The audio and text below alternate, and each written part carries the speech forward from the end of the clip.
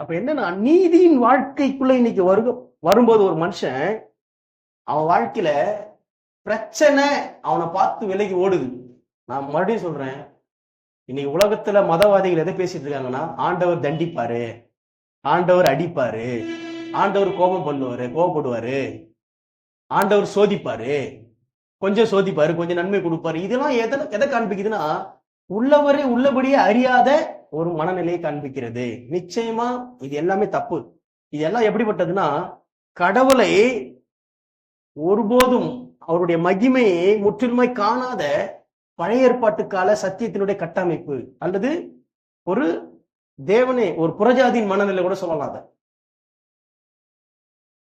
புறஜாதியின் மனநிலை. என்னைக்கு கிறிஸ்தவம் பூர்ணம் அடையுதுன்னா இயேசு வந்த பிறகுதான் பூர்ணம் அடையுது. என்னைக்கு தேவ பக்தி பூர்ணம் அடையுதுன்னா இயேசு வந்த பிறகுதான் தேவ பக்தி பூர்ணம் அடையுது.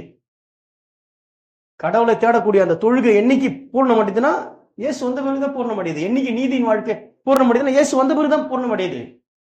அல்லேலூயா. ஏதாவது